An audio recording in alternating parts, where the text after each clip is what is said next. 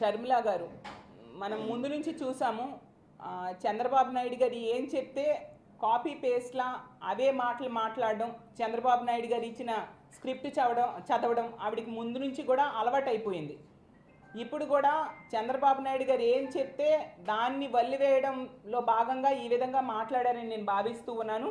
ఎందుకంటే ఆవిడికి మొదటి నుంచి కూడా జగనన్న మీద కడుపులో కుళ్ళు పెట్టుకొని ఇష్టం వచ్చిన మాటలు ఆవిడ మొదటి నుంచి కూడా మాట్లాడుతూ ఉన్న పరిస్థితి. ఇప్పుడు అధికారంలోంచి పోయినా కూడా ఇంకా ఆవిడ కడుపు మంట చల్లారలేదు కాబట్టి ఇలాంటి మాటలు మాట్లాడుతూ ఉన్నారు. అమ్మ షర్మిలమ్మ,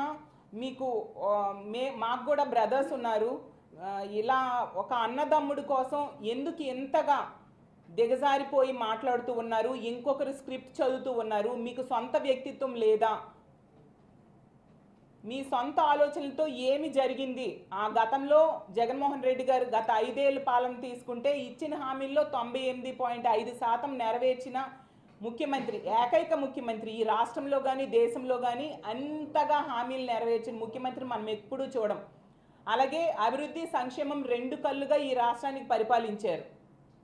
ఒకవైపు సంక్షేమాన్ని అందిస్తూ 2,70,000 కోట్ల రూపాయలని ప్రజల అకౌంట్లోకి డైరెక్ట్గా అందించడమే కాకుండా అభివృద్ధి 17 మెడికల్ కాలేజీలు, 4 పోర్ట్లు, 6 ఫిషింగ్ హార్బర్సు, 10 ఫిష్ ల్యాండింగ్ సెంటర్సు, ఇలా అడుగడుగున అభివృద్ధి చేస్తూ ఎంతగానో ఈ రాష్ట్రానికి పరిపాలన ఇచ్చిన జగనన్న కోసం ఎందుకు మీరు ఇలా కామెంట్ చేస్తున్నారు? చంద్రబాబు నాయుడు గారు ఈరోజు తీసుకుంటే అడుగడుగున ప్రజల్ని మోసం చేశారు. ఇంకా మీరు చంద్రబాబు నాయుడు గారిని సపోర్ట్ చేస్తూ జగనన్నకి వ్యతిరేకంగా మాట్లాడడం చాలా దురదృష్టకరం. ఒక ఆడపిల్లగా నిజంగా నేను చాలా బాధపడుతున్నాను. ఎప్పటికైనా మీరు బుద్ధి తెచ్చుకుంటారని నేను భావిస్తూ ఉన్నాను.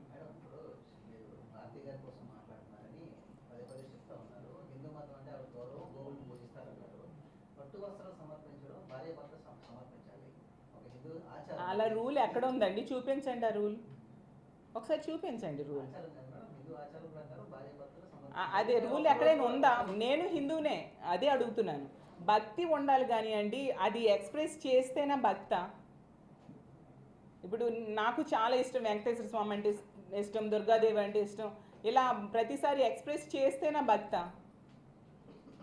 మరి ఎంతమంది ఇప్పుడు డిక్లరేషన్ విషయమే తీసుకోండి, ఎంతమంది వేరే అన్య మతస్థులు వెళ్తున్నారు, ఎవరు డిక్లరేషన్ మీద సంతకాలు పెడుతున్నారు? గత 3 నెలలు రికార్డు చూపించమంటున్నాం కదా.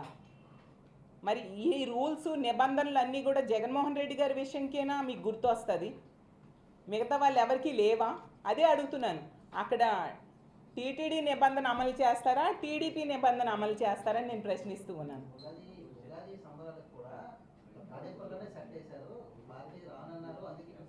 తప్పేముందండి? భగవంతుడు ప్రపంచవ్యాప్తంగా ఎక్కడైనా ఉంటారు.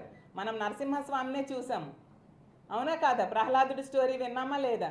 ఎక్కడైనా ఉంటాడు స్వామి, ఆ స్తంభంలోంచి వచ్చాడు. అలాగా ఎక్కడేస్తే అంటే అక్కడికి వెళ్ళి ఎక్కడైనా దండం పెట్టుకోవడం ముఖ్యం, మనసులో అభిమానం భక్తి ఉండడం ముఖ్యం, అంతే.